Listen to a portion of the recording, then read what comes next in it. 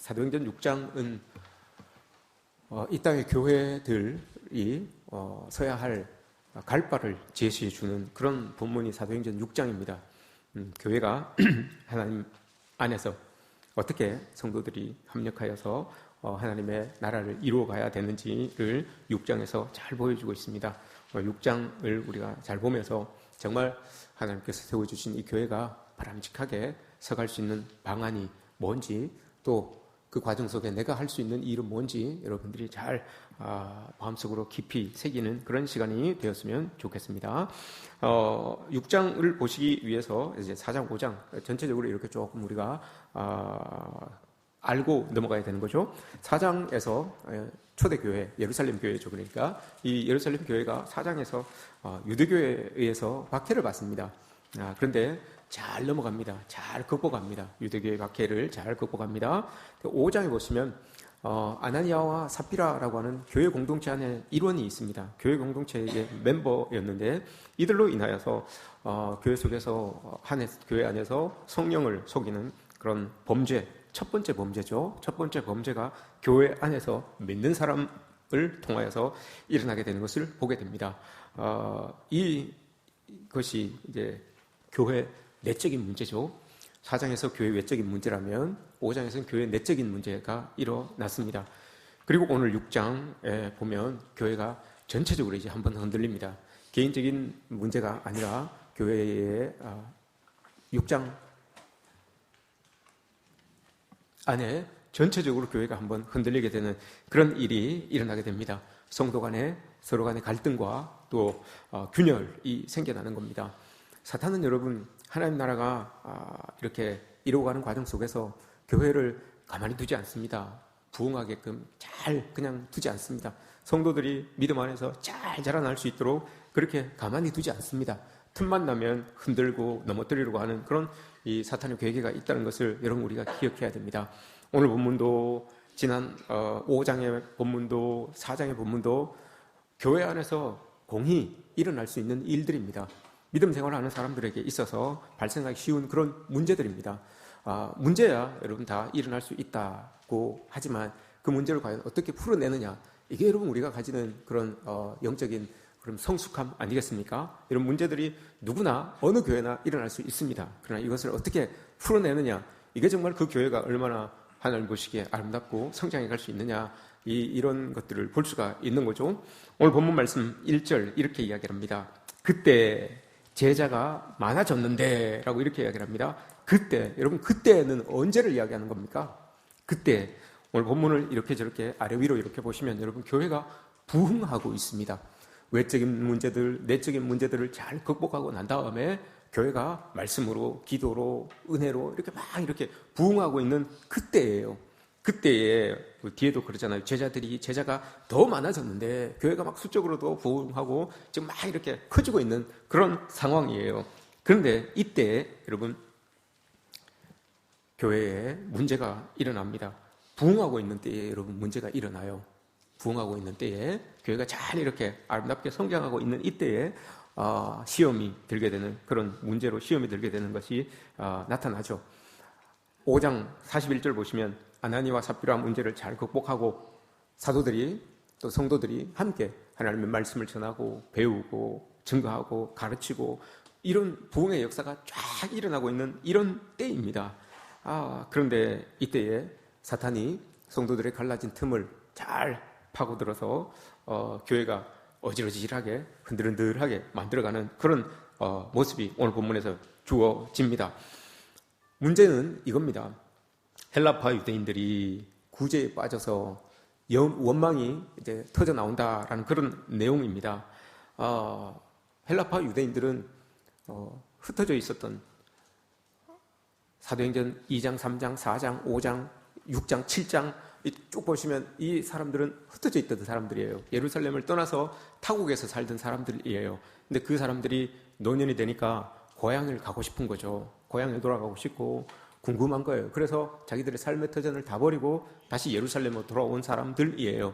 근데 이런 사람들이 이제 돌아오다 보니까 오랫동안 외국에서 삶의 자리를 잡고 있다가 그 터전을 버리고 오니 이 예루살렘에서 좀 구제를 받아야 되는 그런 상황에 있는 사람들도 있어요. 그냥 고향이 그립고 가고 싶고 내 노년은 고향에서 보내야 되겠다라는 그 마음 가지고, 그리고 그들에게는 여러분 예루살렘에 가서 하나님의 성전에서 예배하고 싶은 마음, 그것 때문에 여러분 이렇게 돌아온 사람들이에요. 이 사람들이. 근데 이 사람들을 통하여서 구제를 받아야 되는데 구제에서 빠집니다. 그래서 원망이 일어났다라고 이렇게 이야기를 하잖아요. 원망, 이들이 하고 있는 이 원망, 이건 여러분 출애굽기 16장에 나오는 이스라엘 백성들이 하나님을 향하여서 지도자들을 향하여서 했던 그 원망, 룬이라는 말입니다. 룬. 이 원망과 똑같은 말입니다. 그냥 원망에서 끝나는 게 아니잖아요. 출애굽기 16장에서 처음으로 하나님을 향하여 지도자들을 향하여 원망을 내뱉었는데 그것으로 인하여서 여러분 그 결과가 어떻게 됐습니까? 한마디 툭 내뱉은 그 원망으로 인하여서 출애굽했던 그 1세대 여호수아와 갈렙을 빼놓고 모든 사람들이 광야에서 다 죽게 되는 그런 결론이 도출되는 일이 출애굽기 16장에서의 원망이었습니다. 그 원망이 오늘 헬라파 유대인들을 향하여서 교회 안에서 스물스물 이렇게 올라오고 있다는 겁니다. 원망이 한창 부흥하고 있는 예루살렘 교회에 나타났습니다. 이걸 여러분 적용해 보자면 교회 공동체 안에서 원망과 불평이 일어날 수 있습니다. 그런데 이것을 잘 해결하지 못하면 출애굽기 16장의 원망처럼 교회가 힘들어질 수 있다는 거, 영적인 죽음과 영적인 침체가 우리에게 생겨나고 그것으로 인하여서 교회가 무너질 수 있다는 것을 여러분 우리가 기억해야 됩니다. 이것이 우리 교회에서 또 나의 삶의 자리에서 믿는 사람으로서 적용해야 될 부분입니다. 원망이 여러분 작은 것 같죠? 처음에는 참 작은 것 같은데 이게 교회를 무너뜨리고 그 출애굽 1세대들이 다 광야에서 죽게 되는 엄청난 결과를 가지고 온 것을 우리가 기억해야 됩니다. 믿는 자의 수가 많아지면 당연히 여러분 원망이 일어날 수 있어요. 불평이 일어날 수 있습니다. 왜 그런가 하면 여러분 한 20명 모여서 신앙생활을 할 때보다 200명, 300명 모여서 이렇게 신앙생활을 하면 여러분 당연히 원망이 일어나고 불평이 일어날 수 있어요. 왜 그렇습니까 여러분? 비슷하지만 신앙을 가지고 있다라고 하는 그 마음, 그 측면에서는 여러분 우리가 다 비슷합니다. 그런데 비슷하지만 조금씩 다른 이견들이 있어요. 나는 이렇게 했으면 좋겠는데 이렇게 하네? 이게 좋은 것 같은데 저것을 하네? 조금씩 다른 부분이 있습니다. 이런 부분들이 자꾸 이렇게 마주치게 되는 그런 일들이 있어요. 20명일 때, 30명일 때는 그 부딪히지 않아요, 잘. 근데 많은 사람들이 모이다 보면 다양한 사람들이 모이기 때문에 이런 부분들이 조금씩 부딪힐 수 있습니다. 그러다 보면 여러분 공간적으로도 협소합니다. 부족합니다. 우리가 모일 수 있는 공간도 부족하게 되죠.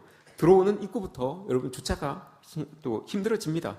식사할 때도 마찬가지입니다. 식사할 때도 줄이 길어지고 뒤에 있는 사람들은 반찬도 못 먹게 되는 그런 일들이 일어나요. 이런 일들이 처음에는 뭐 괜찮죠. 아이고 부흥하니까 우리 교회가 부흥하니까 일어나는 일들이구나 라고 이렇게 괜찮은데 이게 한두 주 이렇게 연속되다 보면 이게 원망이 돼요. 이게 불평이 되는 것을 우리가 다 압니다.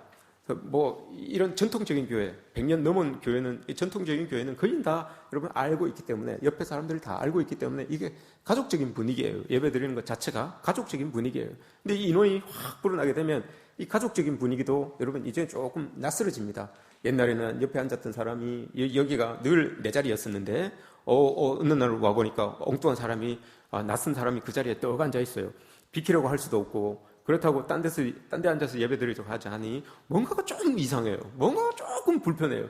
저기가 내 자리였는데, 예배 드리면서도 계속 그 생각을 하는 거예요. 저기가 내 자리였는데 이런 생각을 합니다. 많은 사람들이 생겨나면 좋은데, 표면적으로는 좋은데 여러분 속으로는 그런 생각들을 합니다. 그런 부분들이 일어나요. 낯선 사람이 이렇게 옆에 앉아서 같이 예배 드리고 하면 찬양도 옛날엔 크게 했었는데 조금 주눅 들기도 하고요. 이런 모습들이 나타납니다. 늘어나서 좋긴 한데 한편으로는 조금 마음이 조금 이렇게 당황스러운 그런 모습들이 나타날 때도 있습니다. 이건 여러분 어쩔 수가 없는 거예요. 부흥하면 모든 교회에서 일어나는 일들이에요. 그래서 부흥하는 교회들은 조직을 새로이 갖춰야 됩니다. 디모데 전후서에서 사도 바울이 디모데를 향해서 그렇게 이야기를 하잖아요. 디모데에게도 이제 어린 디모데가 목회를 하는데 교회가 불어나니까 어떻게 합니까? 감독자를 세워라, 장로를 세워라, 집사를 세워라 이렇게 이야기를 하잖아요. 그래서 그들에게 이 일을 맡겨라, 착착 분배를 해라 라고 이렇게 말합니다. 출애굽기 18장에서도 마찬가지입니다. 모세가 그 많은 사람들을 다 관리하다 보니 하루 종일 문제를 가지고 오는 사람들이 생겨나는 거예요. 그 사람들과 계속 문제를 이야기해야 되니까 온종일 그들도 일 못하고 모세도 일 못하고 이런 일이 있는 거예요. 그래서 장인이 뭐라고 합니까? 야, 그걸 왜 미련하게 네 혼자 그걸 다 감당하고 있니? 사람들을 세워라. 1000부장, 100부장, 50부장, 10부장 세워서 그들에게 딱 맡기고 풀지 못하는 것들 너가 가서 딱 해결하면 되지 않냐 이렇게 합니다. 일을 딱 분배를 시켜줍니다. 일꾼들을 세워서 일을 분배를 시켜줍니다. 이런 모습들이 여러분 교회 안에서 부흥하는 교회에서는 필연적으로 당연하게 일어나야 되는 거예요. 이거 과정이에요. 이런 과정들이 여러분 있어져야 되는 거예요. 우리 교회도 여러분 마찬가지입니다. 올해 분명히 우리 교회 일꾼들이 세워진다고 했습니다. 과연 어떤 일꾼을 세워야 되는지, 과연 어떤 일꾼이 세워져야 되는지 여러분 오늘 이 본문과 오후에 주시는 그 말씀을 잘 듣고 여러분들이 판단하시기 바랍니다. 원망이 일어났습니다. 교회 안에 원망이 일어났습니다. 교회 안에 원망이 일어났다면 처리하는 방법이 분명하고 여러분 투명해야 됩니다. 그냥 뒤에서 이렇게 하면 안 됩니다. 원망이 일어났다는 것은 이게 공유가 됐다는 거예요. 벌써 나의 이 원망이 사람들에게 공유가 됐다는 거예요. 공유가 된 문제에 대하여서 여러분 이게 투명하지 않고 분명하지 않으면 또 다른 원망과 또 다른 불평이 나올 수 있어요. 그래서 투명하게 어떤 원망이 일어난 거리에 대하여서는 원망이 일어난 그것을 딱 진단하기 위해서는 투명하게, 명확하게, 분명하게 해야 되는 게 맞아요. 오늘 원망에 대해서 사도들이 정확하게 진단을 합니다. 정확하게 딱 진단을 하고 어떻게 처리를 해야 되는지 오늘 본문에서 이야기를 해주죠. 제자들을 불러 모읍니다. 사도들이. 이 사도들은 이 예루살렘 교회의 리더십이에요. 리더십들이 제자들을 딱 일꾼들이죠. 그러니까 일꾼들을 딱 불러 모읍니다. 그리고 말하기를 우리가 2절 말씀입니다. 우리가 하나님의 말씀을 제쳐놓고 접대를 일삼는 것이 마땅하지 아니하니 형제들아 이러면서 이제 문제를 해결해 나갑니다. 딱 진단을 딱 합니다. 진단한 게 여러분 뭐였어요? 우리가 하나님의 말씀을 뒤로 제쳐놓고 접대하는 것에 내가 마음을 팔았다.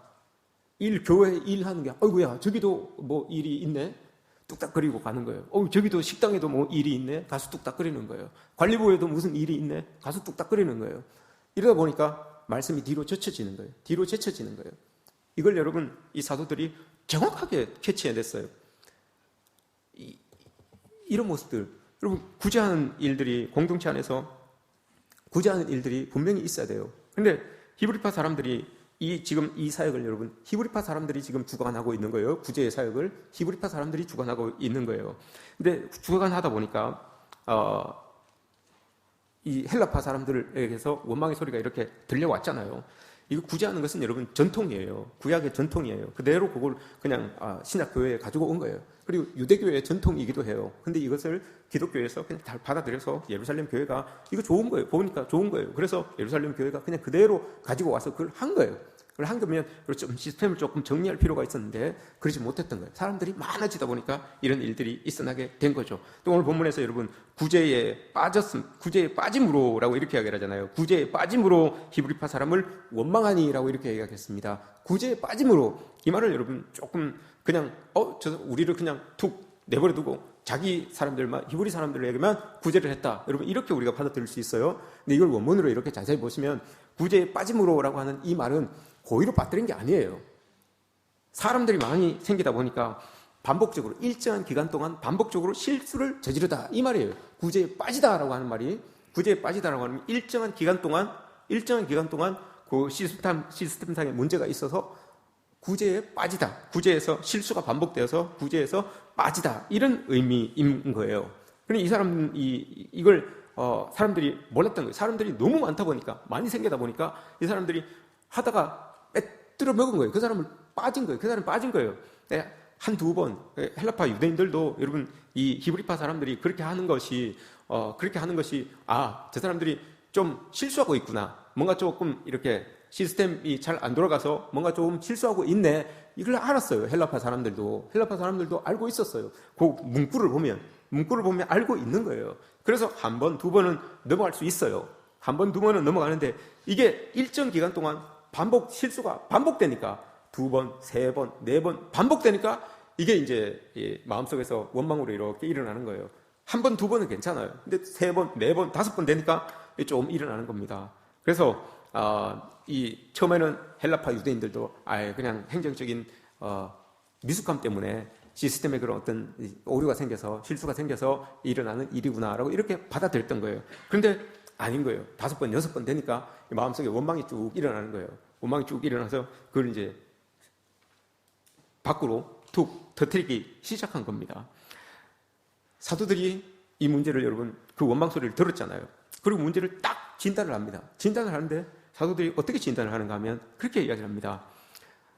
사람들이 많이 생겨나서 우리가 좀 사람들을 이렇게 챙기는데 좀 미숙했습니다. 우리의 실수였습니다. 행정상의 오류였습니다. 여러분 이렇게 말하지 않습니다. 사도들이 문제를 딱 진단하는데 그렇게 말하지 않아요. 그리고 그것을 받들먹은 헬라인들, 지금 이 일을 하고 있는 히브리인들이 잘못했습니다. 이렇게 이야기를 않습니다. 그리고 원망을 터뜨렸던 헬라인들, 당신들이 잘못했습니다. 라고도 이야기하지 않습니다. 누가 잘못했습니다. 라고 이렇게 이야기를 하지 않아요. 함부로 여러분, 이것 때문에 잘못했습니다. 라고 단정 짓지 않습니다. 그리고 여러분, 이 사도들이 문제를 딱 진단하는데, 우리가 말씀을 뒤로 제쳐놓아서 이 문제가 발생했습니다. 이 문제는 우리에게 있었습니다. 이렇게 이야기를 해요. 문제는 여러분, 지금 상황은 이 안에서, 공동체 안에서 일어나고 있는데, 문제를 딱 진단하기를 우리가 잘못해서 그렇습니다. 이렇게 이야기를 해요. 여러분, 이게 영적인 성숙함이에요. 이게 그리스도 공동체에서 가져야 될 영적인 성숙함이에요. 문제를 지적하는 건 여러분 누구나 다 할 수 있어요. 문제를 판단하고 비판하는 건 누구나 다 할 수 있어요. 그러나 그 문제의 원인을 동떨어져 있는 나로 문제의 원인을 파악하는 사람, 문제의 원인을 나로부터 찾는 사람, 여러분 이게 영적으로 성숙한 사람인 거예요. 사도들이 여러분 다른 게 이런 거예요. 딱 앞에 서서 자기가 우리가 잘못했습니다. 우리가 말씀을 뒤로 젖혀놓고 있으니 왜 그렇게 당연한 거예요, 여러분. 말씀을 가르쳐야 되는 사람이 말씀을 뒤로 젖혀놓고 있으니 여러분 제대로 된 말씀이 증거되겠습니까? 제대로 된 말씀을 듣지 못하니까 그 말씀을 삶의 자리에서 공동체 안에서 펼쳐내지를 못하는 거예요. 그러니 문제가 일어날 수밖에 없는 거예요. 그래서 이 사도들은 우리가 말씀을 뒤로 젖혀놓아서 그렇습니다. 1차적으로 우리에게 문제가 있습니다. 두 번째 시스템 문제고 두 번째가 사람 문제들이지 첫 번째 문제는 우리가 말씀을 뒤로 제쳐놓았기 때문에 거기에서부터 문제가 일어난 겁니다. 라고 이렇게 말하는 거예요. 이 말씀이 여러분 저에게는 참 중요한 말씀이에요. 말씀을 뒤로 젖혀놓고 어떤 일들을 하게 되면 여러분들은 극구 말리셔야 됩니다. 제가 말씀을 뒤로 젖혀놓고 물리적인 시간이 부족하면 여러분들에게 아무래도 말씀을 연구하는데 몰두하지 못합니다. 하나님 말씀을 준비하는데 묵상하는데 몰두하지 못합니다. 이런 일들이 여러분 저에게서 일어나지 않도록 여러분들이 그 미연에 방지를 하셔야 돼요. 이런 일들이 일어나지 않게끔 제가 엉뚱한 데다 여러분 신경 쓰지 않도록 여러분들이 길을 쓰고 여러분 이거 막아야 되는 거예요. 여러분들도 마찬가지예요. 여러분들도 하나님의 말씀을 묵상해야 되는 그 시간을 빼앗기는 엉뚱한 그 일들, 하나님의 말씀을 여러분 묵상해야 되는 시간을 빼앗기는 그 엉뚱한 일들, 여기에다가 여러분 우리의 정력을, 우리의 열정을 낭비하면 안 됩니다. 1차적인 문제가 여러분 말씀을 뒤로 제쳐놓았기 때문에 나타나는 거예요. 왜 그렇습니까, 여러분?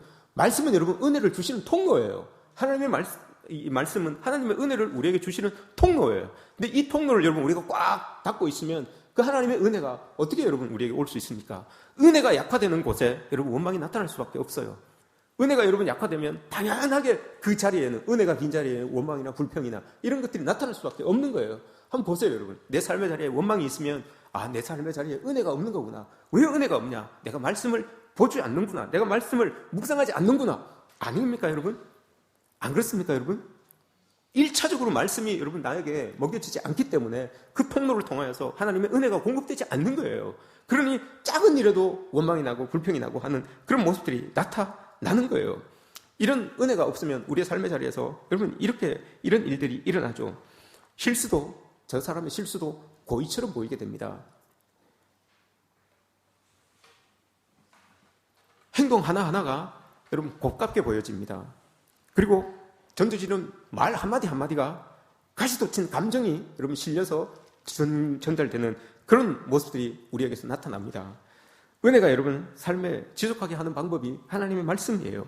말씀이 공급돼야지만 그걸 통로 삼아서 하나님의 은혜가 흘러 들어올 수 있고 그것이 또 흘러 넘치게 되는 거예요.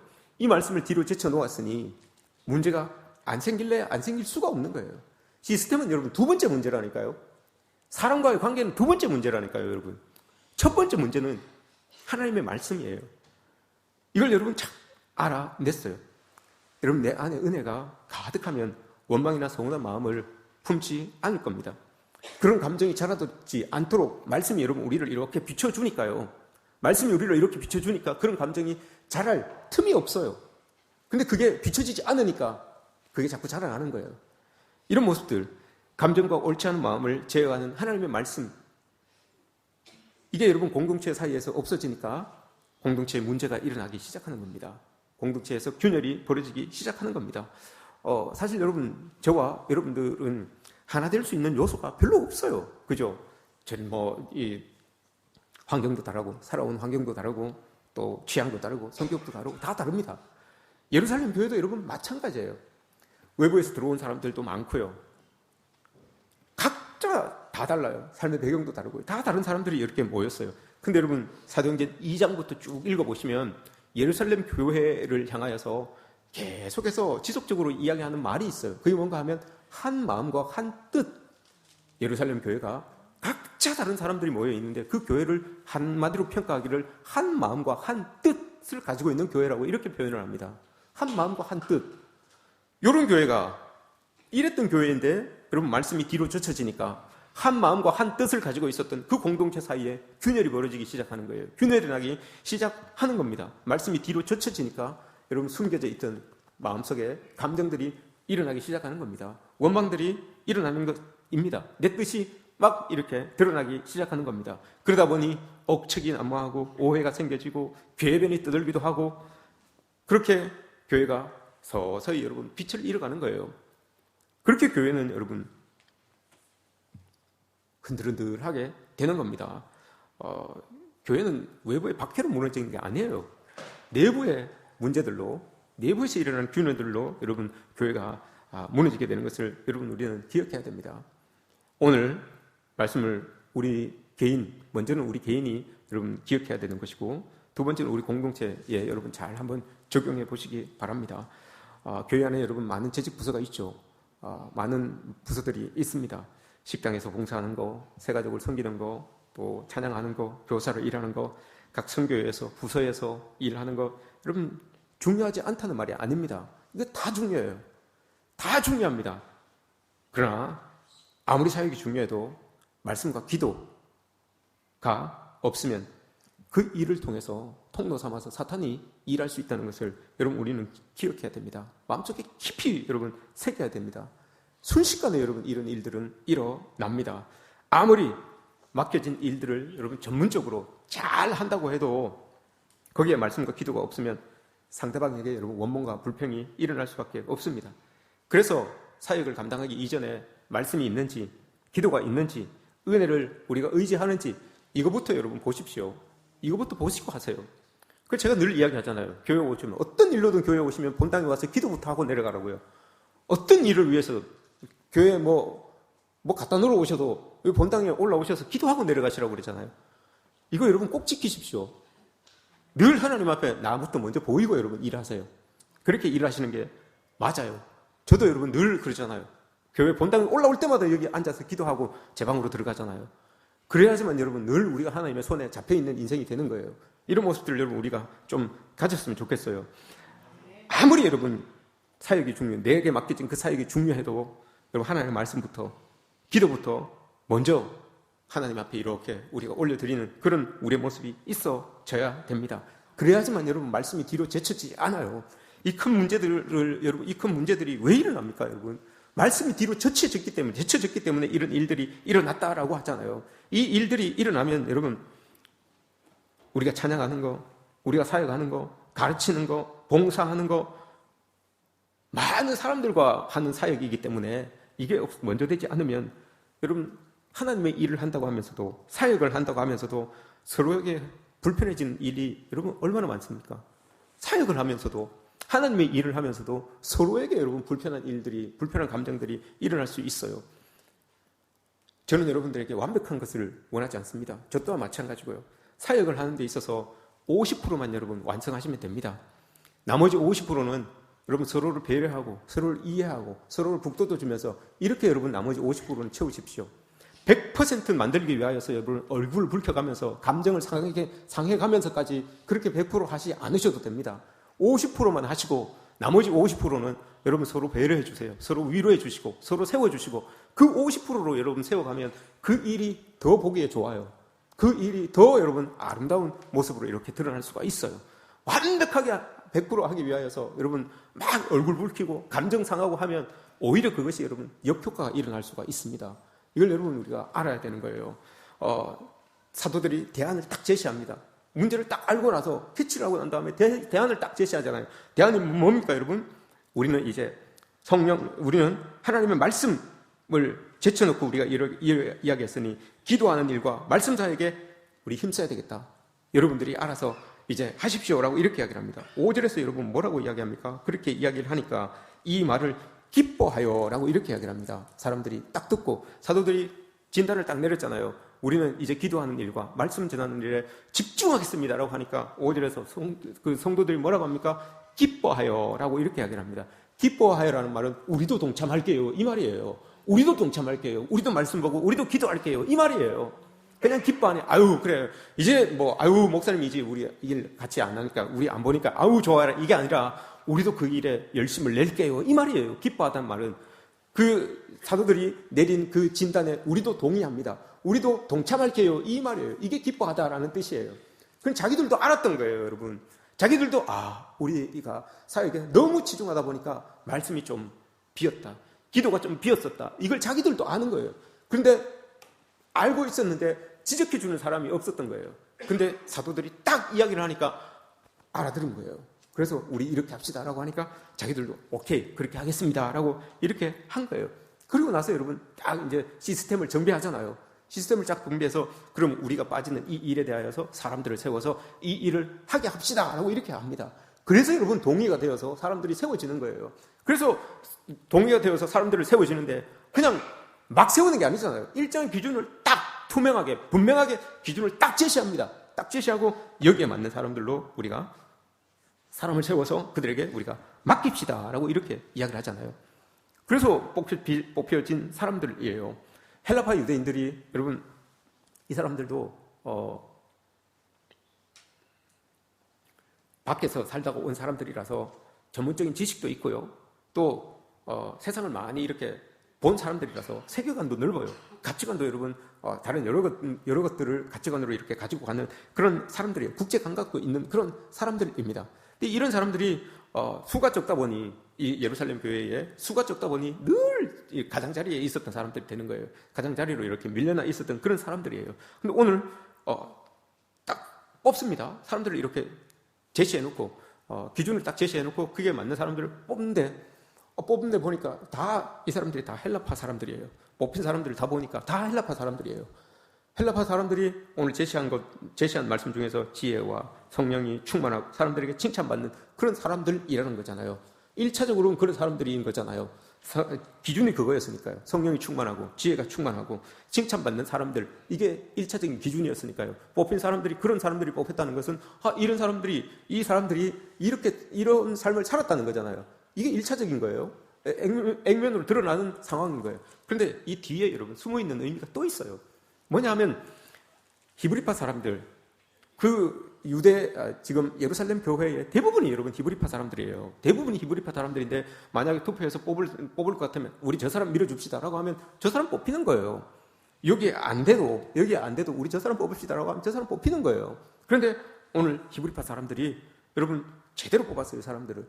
자기들이 지금 보면 여러분 사람들도 많고 이 사람들도 나름대로 자부심이 있어요. 아니 그래도 말이야 우리는 그 어려운데 교회가 그 어려울 때에 우리 박해가 있을 때도 우리는 교회를 떠나지 않고 지금까지 우리 교회를 지켜왔는데 라고 하면서 이런 자부심도 있어요. 자부심 가지고 우리가 말이야 이렇게 어떻게 지켜온 교회인데 남에게 내준단 말이야. 다른 어디 외부에서 들어온 사람들에게 우리 이 교회를 내줄 수 있냐, 일꾼을 내줄 수 있냐 이런 마음 가질 수 있어요. 근데 여러분 그렇지 않아요. 이 사람들이 그 기준에 명확한 사람들을 쫙 뽑아가지고 일꾼으로 쫙 세우잖아요. 그럼 이 사람들이 지금 은연중에 이 사람들은, 히브리파 사람들은 지금 자기들이 자부심도 가지고 있지만 대부분의 기득권을, 교회 안에, 이게 조금 여러분들이 듣기에 좀 불편하시겠지만 교회 안에 기득권을 이 사람들이 다 가지고 있었어요. 중심에서, 늘 교회의 중심에서 이 사람들이 있었어요. 그런데 여러분, 오늘 말씀에서 이야기하는 것처럼 헬라파 사람들을 다 뽑아요. 헬라파 사람들을 다 세워줘요.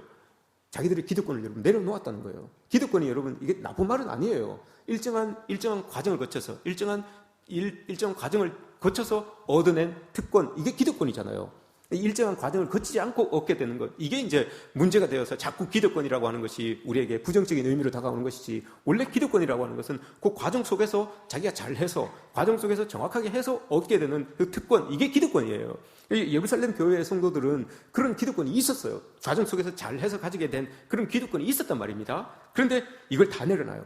이걸 다 내려놓고 헬라파 사람들을 이렇게 뽑잖아요. 세우는 거예요. 헬라파 사람들을 세웠어요. 그래서 문제가 일단락이 딱 됩니다. 이게 왜 중요한가 하면 예수님께서 사도행전 1장 8절에서 우리 교인들을 향하여서, 교회를 향하여서 성령이 너희에게 임하시면 너희가 권능을 받고 예루살렘과 유다와 사마리아와 땅끝까지 이르러 내 증인이 되리라고 하는 이 마지막 명령을 우리에게 하셨어요. 그 명령을 이루는 데 있어서 이 결정이, 히브리파 사람들이 이 결정이 여러분 대단한 역할을 했다는 거예요. 왜냐? 헬라파 사람들이 뽑혀지고 난 다음에, 헬라파 사람들은 제가 뭐라고 했습니까? 국제적인 감각이 있었던 사람들이에요. 그래서 이 사람들이 외부에 나가는 것을 이 사람들은 꺼려하지 않아요. 어느 경계를 넘어서는 것을 겁내지 않아요. 왜냐? 밖에서 살아봤던 사람들이기 때문에 겁내지 않아요. 그래서 너무 쉽게 밖으로 나갈 수 있는 사람들이에요. 오늘 이 이후에 7장, 8장을 보시면 복음이 이렇게 전해지는 과정이 있습니다. 예루살렘을 넘어서서, 예루살렘과 가장 가까웠던 예루살렘과 온 유대와 사마리아라고 했잖아요. 사마리아에 여러분 누가 복음을 전합니까? 사마리아에 복음을 전한 사람이 빌립이에요. 그죠? 빌립 집사님이 있잖아요. 오늘 여기에서 뽑힌 사람이에요.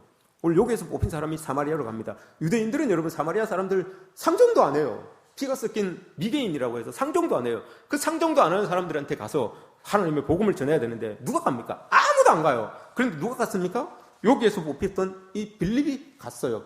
그리고 8장에 보시면 여러분 안디옥 교회가 나와요. 안디옥 교회가 부흥성장하잖아요. 그 교회도 여러분 이방인 교회예요. 그 이방인 교회는 누가 세웠습니까, 여러분? 그 이방인 교회가 부흥하게 된 이유가 뭡니까, 여러분? 오늘 여기에서 뽑혔던 구레네 사람, 구브로 사람, 이 사람들이 가서 여러분 그 안디옥 교회를 세웠어요. 안디옥 교회를 여러분 부흥하게 만들었어요. 그 사람들도 이방인 출신이에요. 이런 사람들, 오늘 여기에서 기득권을 딱 내주니까 그 사람들이 뽑혀서 그 사람들로 인하여서 지금 복음이 계속해서 확장되는 것을 보게 됩니다. 예루살렘 교회의 여러분 수장이 누구였습니까? 베드로였잖아요. 베드로도 여러분 히브리 사람이었어요. 그런데 이들이 여러분 기득권을 다 내려놓고 헬라파 사람들을 세워서 그들로 일하게 하니 경계를 그냥 사뿐사뿐 넘어가요. 쉽게 이렇게 넘어가요. 세계선교, 저 땅끝이라고, 땅끝이 여러분 세계선교 마지막으로 이 하나님께서 말씀하셨는데 그 땅끝은 여러분 유대인들이 생각하기에 미개인이 사는 곳인 줄 알았어요. 우리는 상종도 말아야 될 그 이방인들이 살고 있는 그곳이 땅끝인 줄 알았어요. 그게 여러분 누가 갑니까? 사도 바울이 가잖아요. 사도 바울은 히브리 사람이에요. 히브리 출신이지만 헬라 문명을, 헬라 문화를 맛본 사람이에요. 그래서 여러분 그렇게 숭뚱숭뚱 넘어가서 하나님의 복음을 전하는 거잖아요. 이게 오늘 이 사도행전 6장에서 사람을 뽑는 거 결정적인 역할을 했다고요. 이게 여러분 정말 중요한 거예요. 사람을 세운다는 게 정말 중요한 거예요. 1차적으로 기준을 보여줬습니다. 성령이, 지혜가 충만한 사람, 그리고 칭찬받는 사람, 이런 사람들을 여러분들 주변에 보면 있지요. 그런 사람들을 뽑으십시오 라고 이렇게 이야기를 하고 있어요. 그걸 여러분 사람들이 알고 뽑은 거예요. 그래서 여러분 교회에서 사람을 세운다는 거, 또 세워져서 하나님의 백성답게, 세워진 사람답게 일한다는 거, 이게 여러분 얼마나 중요한지 우리는 느껴야 돼요. 그래야지만 사람 뽑는 게 중요하다는 것을 알고 신중할 수 있지요. 그래야지만 내가 뽑혀진 그 자리를 여러분 소중한 자리로 알고 하나님 앞에 뼈가 부서지도록 그렇게 일할 줄 알지. 여러분 이게 이런 것들을 느끼지 못하면 너무 쉽게 생각합니다. 뽑혀지는 것도 그렇고 뽑는 것도 그렇고 뽑혀진 자리에 대해서도 그렇고 너무 쉽게 생각합니다. 그러면 여러분 안 돼요. 그러면 틈이 생겨서 이 교회가 흔들릴 수 있어요. 제가 더 강력한 것은 2부에서 하겠습니다. 오후에 하겠습니다. 오늘 다 참석하십시오. 다 참석하셔서 2부에서 과연 목사님이 어느 만큼 세게 하시는지 여러분 꼭 들으십시오. 제가 지금까지 우리 교회에 와서 한 설교 중에서 가장 강력한 설교가 될 겁니다. 아마 가장 강력한 설교가 될 겁니다. 저도 이 말씀 하면서 상당히 여러분 마음속에 부담이 있었어요. 왜냐, 제가 노예 일을 하면서 문제를 많이 접하잖아요. 마음이 너무 아파요. 제가 다시는 노예 임은 안 하고 싶어요. 마음이 너무너무 아파요. 제가 존경했던 목사님, 존경했던 장로님들, 그 문제들이 여러분 다 와요. 다 오면 그걸 다 덜쳐봐야 돼요. 다 덜쳐보면 여러분 아무것도 아닌데 그게 문제가 되어서 여러분 서로를 고소하고 서로를 고발하고 이런 일들이 일어나요. 그래서 여러분 그걸 읽으면서 제가 경각심을 느끼는 거예요. 아, 우리 교회가 이러면 안 되겠구나. 우리 교회도 이런 일들이 발생하면 안 되겠구나. 제가 경각심을 느껴요. 그래서 여러분 다시는 내가 노예 일, 아무리 머리끄댕이를 잡고 시켜도 제가 안 할 거예요. 제가 다짐해요. 제 믿음이 떨어져요. 그런 교회에서 일어나는 일들을 보니까 제 믿음이 떨어져요. 제 마음이 상해요. 저는 우리 교회가 여러분 그런 일들이 하나도 일어나지 않았으면 좋겠어요. 말씀이 뒤로 제쳐지는 순간 여러분 그런 일들이 일어나요. 여러분 고소장을 쭉 읽어봅니다. 20페이지, 30페이지 되는 일들을 쭉 읽어봅니다. 그게 여러분 원인이 뭔지 아세요? 말씀이 뒤로 제쳐져서 그래요. 목사님이 말씀 준비하는데 소홀하고요. 장로님이, 집사님이 말씀을 붙들고 살아가는데 여러분 소홀하기 때문에 문제들이 생겨나는 거예요. 그게 모든 교회에 여러분 동일하게 일어나는 문제예요. 거기에서 다른 일들이 이렇게 번져지는 것이지 딴 게 없어요, 여러분. 오늘 예루살렘 교회가 여러분 우리 교회의 모범이 되어야 됩니다. 저는 여러분 원치 않습니다. 100% 완벽하게 나에게 맡겨진 일, 내가 얼굴을 붉혀가면서까지, 내가 감정 상해가면서까지 난 100% 이거 해야 되겠다. 여러분 저는 원치 않습니다. 한 50%만 해도 됩니다. 그러면서 여러분 서로 웃으면서, 서로 세워주면서, 서로 보듬어 주면서, 서로 세워주면서 여러분 이렇게 그 일들을 감당했으면 좋겠습니다. 이게 여러분 교회의 모습이잖아요. 이렇게 되니까 교회가 아름답게, 이 예루살렘 교회가 여러분 아름답게 이렇게 성장해 갈 수 있는 거예요. 그 어려운 일들이 일어나도 여러분 그 문제를 그냥 아주 쉽게 잘 해결해 내잖아요. 이런 교회, 여러분 우리 교회가 되었으면 좋겠습니다. 문제가 깔끔하게 쫙 일단락됩니다. 그러니 7절 말씀에서 하나님의 말씀이 점점 왕성하여 예루살렘에 있는 제자의 수가 더 심히 많아지고 허다한 제사장의 무리도 이 도에 복종하니라. 허다한 제사장의 무리도, 여러분 이 제사장의 무리가 누굽니까? 유대교 제사장들을 이야기하는 겁니다. 유대교 제사장들. 우리 쉽게 이야기하면 원언사 주지들도 이렇게 얘기하는데 원언사 주지스님도 그 도를 믿더라. 이 말이에요. 제7일 안식교 성도들도 그 도를 믿더라. 그러면서 쫄래쫄래 우리 교회로 오더라. 이 말이에요. 이 말인 거예요. 교회가 여러분 세워주고 보듬어주고 사랑해주고 하면 여러분 이런 일들이 일어나는 거예요. 강력한 2탄은 오후에 하겠습니다. 여러분 이런 교회가 되시기를 축복합니다. 이런 성도가 되시기를 축복합니다. 절대 여러분 말씀이 뒤로 제쳐지는, 말씀을 뒤로 제쳐놓는 그런 일들이 우리에게 없었으면 좋겠습니다. 말씀을 통하여서 하나님은 은혜를 우리에게 부어주십니다. 말씀이 통로되어 여러분 우리에게 은혜가 들어옵니다. 그 은혜를 여러분 마음껏 누리시고 흘려보내실 수 있는 저와 여러분들 되시기를 주님의 이름으로 축복합니다.